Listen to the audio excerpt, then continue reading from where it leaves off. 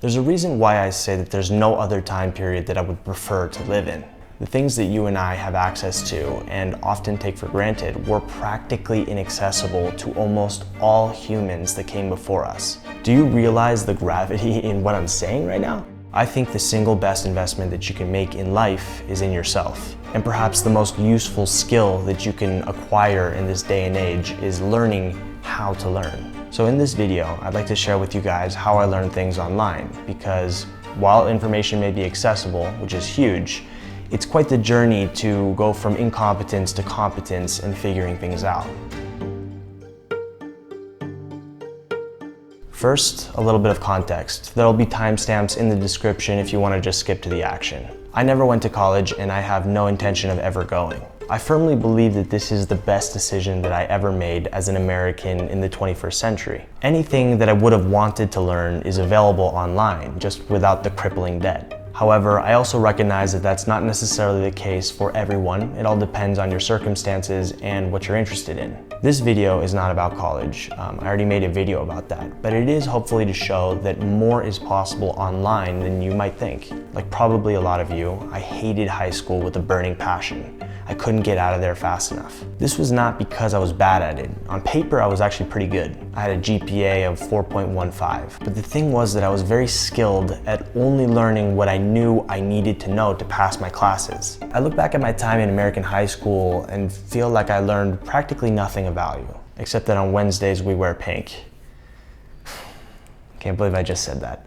Okay, so back to the internet. There's info on pretty much anything out there. Just a few weeks ago, I made a 2-part series on learning Italian in 7 days, and that's just one example. It's just the tip of the iceberg. So let's identify what I think are the 2 main challenges of learning something on the internet. 1, there's a lot of BS out there. The truth is, the bar of entry to posting content online is extremely low in most cases. That's both one of the best things about the internet and also one of the worst. All that basically means is that you have to learn how to sift through the dirt to find the gold. And there's a lot of dirt and a lot of gold. Anyone can tell you how to edit a photo nowadays, which is cool and all, but most people have no idea what they're talking about. And 2, lack of discipline. It's easier to be told what to do and play a passive role in life. I'm convinced that a majority of people live like this. The good news is that discipline is like a muscle, which means there's something you can do about it. Also, you only need a little bit to make a massive impact on your life. Perhaps the most important thing to keep in mind is that you should have an objective. If you're intense about this like I am, then you probably want to strive to distinguish yourself from others. That makes you valuable. Having a goal is crucial because it'll keep you from getting lost in the sea of information that's out there. Are you trying to become a 3D animator for Disney? Do you want to make Norway's best Mexican food? Write it down. This goal might change, and that's okay, but it's good to have a North Star. Alright, so what you'll need: an objective and a bit of discipline like I mentioned earlier, a desire to learn, and an internet connection. Duh. Okay, now let's try to understand what we're attempting to do here. Noel Birch is credited with developing what is known as the 4 stages of competence, or the conscious competence ladder. You might be familiar with this, so I'll just briefly cover it. When you start learning something new, you don't know what you don't know. You're clueless about how clueless you are. This is called unconscious incompetence. Alternatively, you could watch Jamie Windsor's video about why bad photographers think they're good. We're going to take filmmaking in my case, okay? When I first picked up a camera almost 4 years ago, I didn't even know how to set the focus, let alone tell a story or create a feeling. I do not know anything about using a camera, and that's exactly why I'm trying to use one right now. I would like to learn.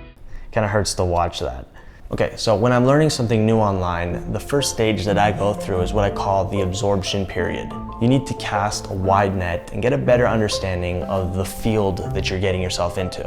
Books, podcasts, videos, articles. Get differing perspectives. Something about what you're interested in attracted you to study it in the first place, but it is during this stage that you're going to discover if this has the potential to become a real passion of yours or not. You can't know until you've tried. Next, if you're like, okay, I want to go deep with this, first of all, congrats.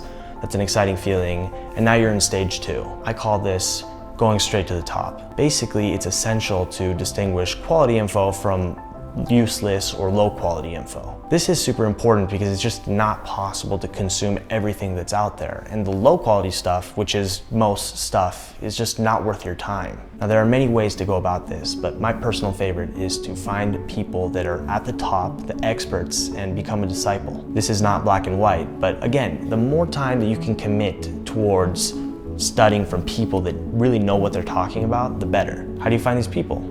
It's not an exact science, but things I generally look for are clear signs of mastery in their craft. This is usually evident in people with a lot of experience and or successful careers. Does their work speak to you? That's also really important. Be mindful that people with really big followings aren't necessarily good at what they do. They might just be really good entertainers or marketers. Also, if you're getting bombarded by ads by them, that's usually a red flag.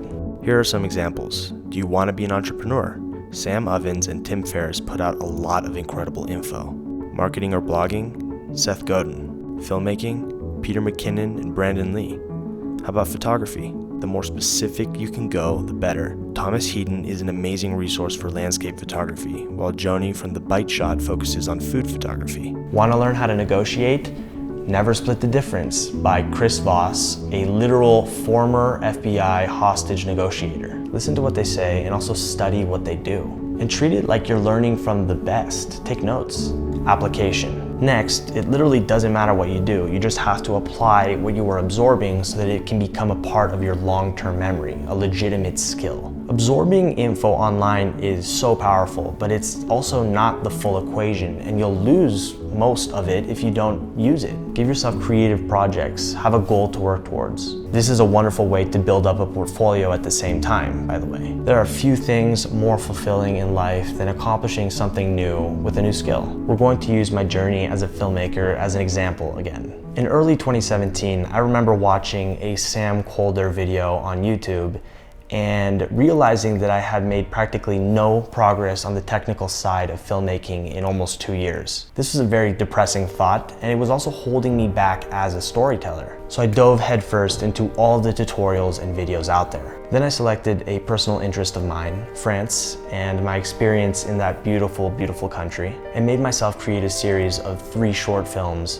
where I tried to apply absolutely everything that I was learning. Sound design, color grading, fancy schmancy transitions, just everything. I spent at least a month on each video, and let me just say, I feel like I've never learned so much so quickly. From there, you're well on your way. Obviously the process doesn't end there, but that's more than enough to get started. With time, this process gets easier. It actually gets more intuitive. You will get better at identifying useful from useless information, and that's like a superpower, I swear. To recap, stage 1, absorb. Cast a wide net and learn as much as you can about the field that you're getting into. Stage 2, go straight to the top. This is a very effective method of distinguishing high quality from low quality information.